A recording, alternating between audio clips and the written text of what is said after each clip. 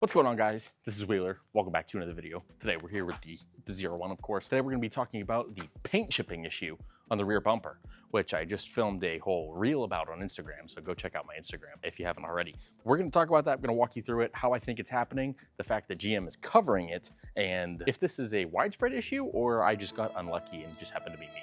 So let's jump into it. So some info on the wing, as I've talked about before. It is 75 inches wide, it weighs about 17 pounds, and produces over 1,200 pounds of downforce at speed over the rear wheels. Fully carbon wing, and it looks fantastic. This thing is incredible. I love this wing. Also, I already have the wing partially unscrewed because of what we're gonna be doing here in a second. But if you look closely at the base of this strut, you will see a nice little paint chip here in the bumper. And that's clear it's not from a rock flying up this way. It's clear it's from the strut. Problem is, most of the bumpers here in the US are plastic due to certain regulations and crumple zones and whatnot. But whenever you have 1,200 pounds of downforce forcing this carbon strut down into the plastic paint, it actually flexes a good amount, and it's creating a pinch zone between the base of this strut and the paint. And that's exactly what happened, and that's what caused this to chip off. The wing is also held on by 4 of these Torx 40 bolts. No security Torx this time, but just 4 of these, 2 in each strut, and then the whole wing comes off. So as I said, I've already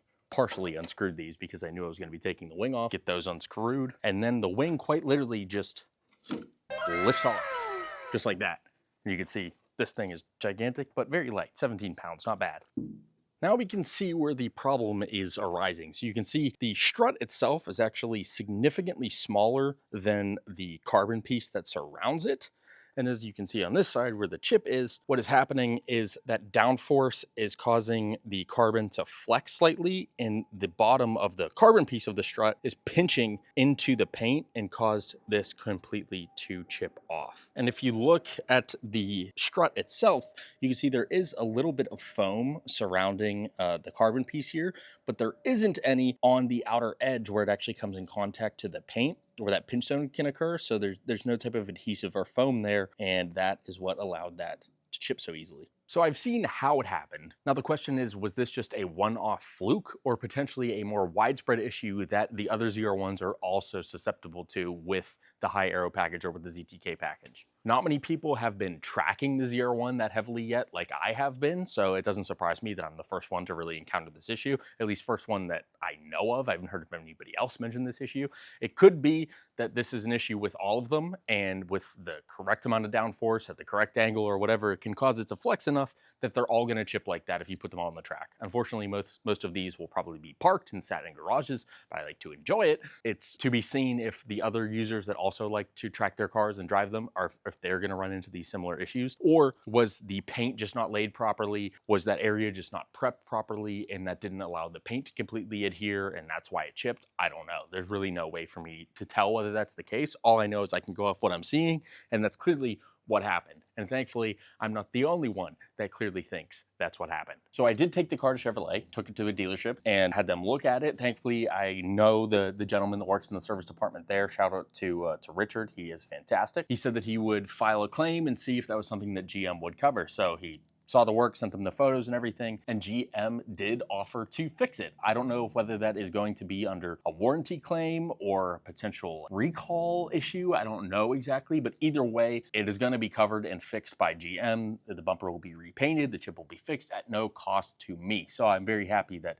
GM didn't just say, oh, well, you took it on track, so, that's your fault that it chipped, you're out of luck.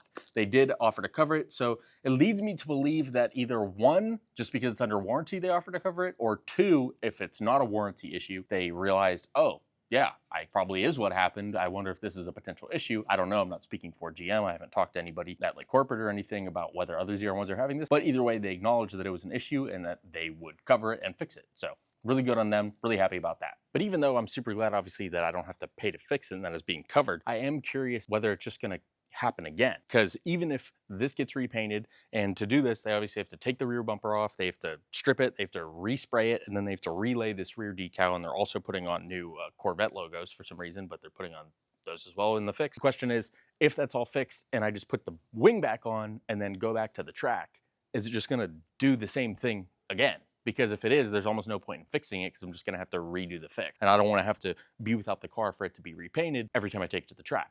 Or is this something where, a more hefty gasket can go around the entire base of the strut and that will cushion the blow enough to alleviate that issue from happening?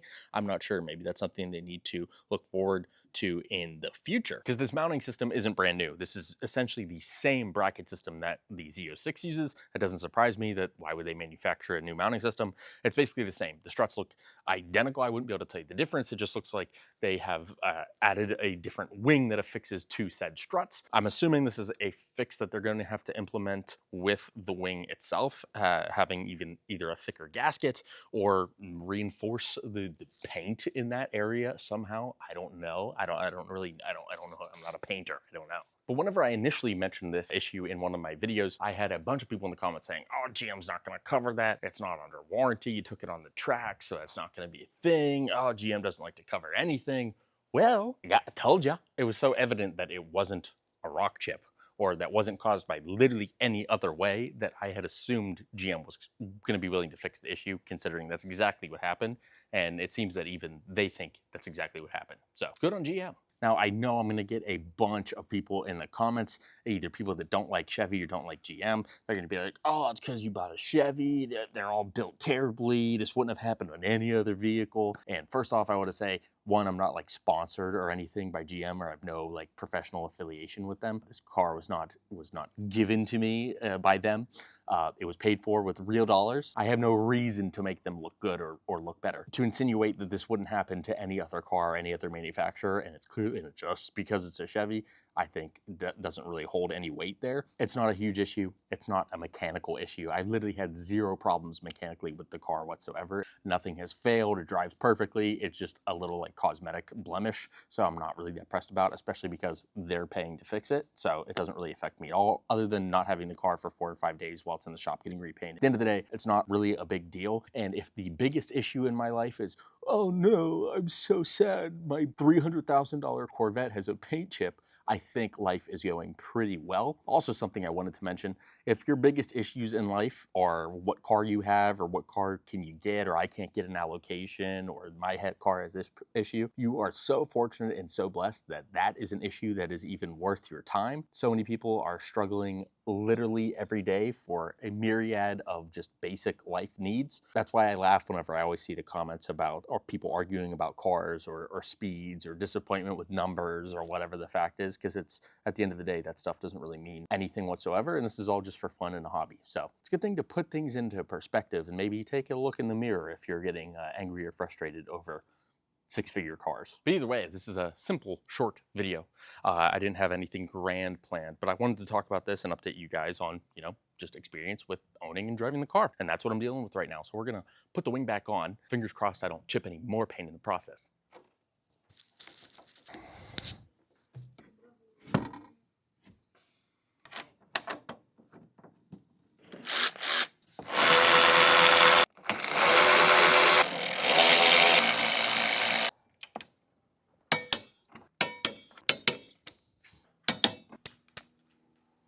Check, check, check, check, check, check, check. The wing is all back on, good as new. Well, almost, minus the chip, and you wouldn't even be able to tell it was taken off. But even with the paint chip, she is still looking amazing.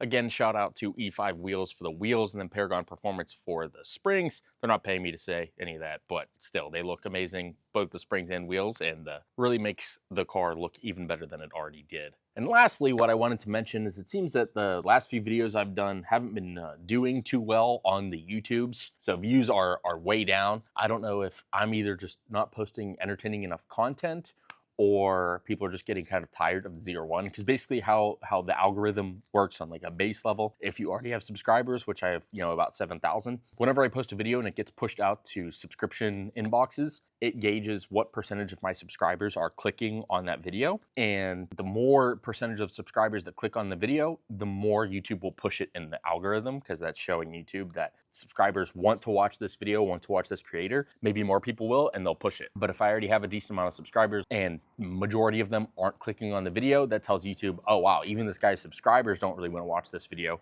we're gonna suppress it. And then they don't push it out as much. Clicking on any video you see of mine, if you see I post it, does really help out a bunch. Comments help out a ton, shares even more. And I get it. I mean, there's only so much content you can make on the same car. And I've looked at a lot of the suggestions, but almost all of them involve like, oh, do pulls on the highway, race it against this Lambo or whatever on the highway or on the street, do this stuff. The problem with that is being here in Florida with the super speeders law, 50 miles an hour over any posted sign or 100 miles an hour at all or greater is an instant criminal charge and gives you jail time and potential license suspension. And unfortunately, I'm not willing to risk my license over content. I'm not that dumb, because if I lose my license, all of this, the car, content, everything kind of comes to a halt anyway, because I can't drive it. So there's no point in me doing all of that to lose my license. And all the comments saying, oh, well, yeah, this can outrun the cops, blah, blah. You can't outrun a radio, and it's pretty hard to miss a bright white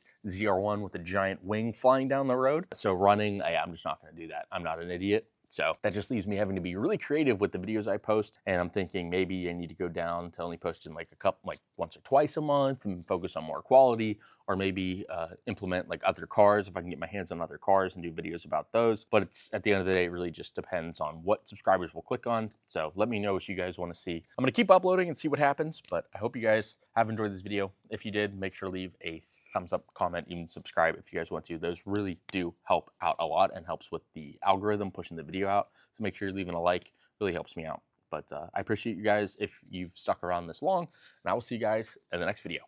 See ya.